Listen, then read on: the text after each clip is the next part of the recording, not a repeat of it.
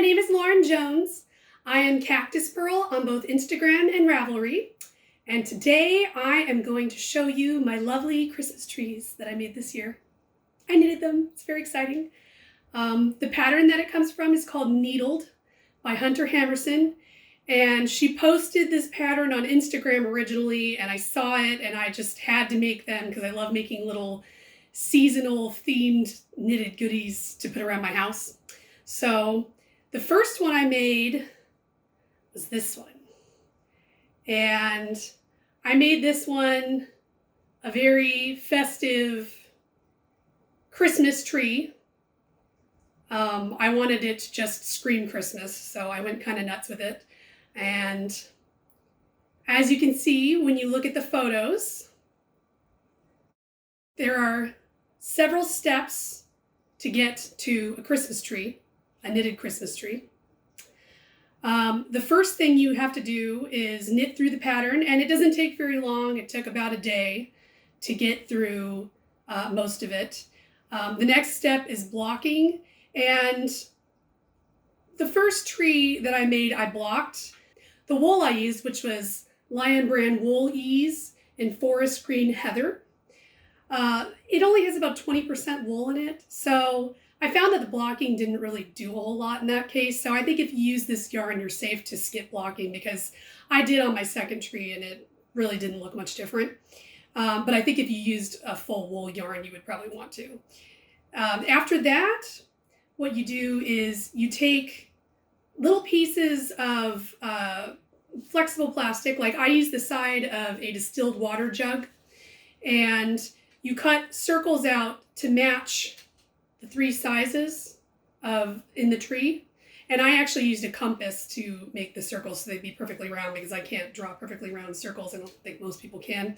And then you actually have to stuff them inside the tree and then put stuffing on top of each one of them to create this shape. It really wasn't very hard at all. If you've ever had to put the padding back in a swimsuit, it was kind of a lot like doing that, actually.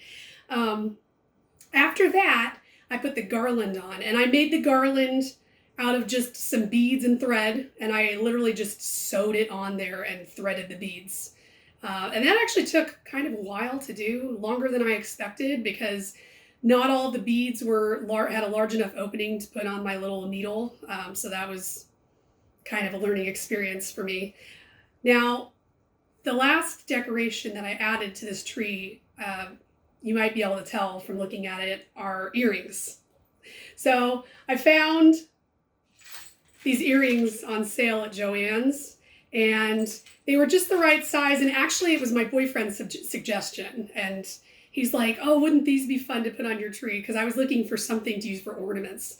And I thought that was kind of hilarious. So I put them on there and I love them. I think they're adorable. And I don't have pierced ears, so these are just for the tree.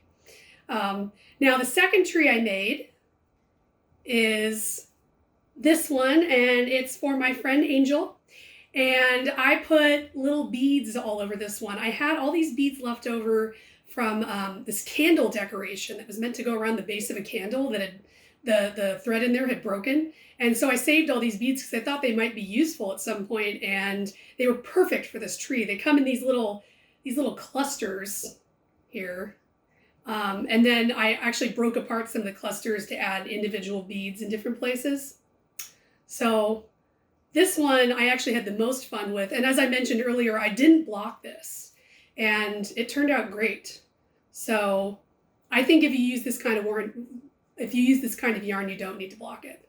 So I would definitely recommend this if you want to make something festive for your house this season or next season, because the season is already past at this point. I'm probably going to make more next year and just have an entire little forest. So I will talk about more patterns next time. Thanks.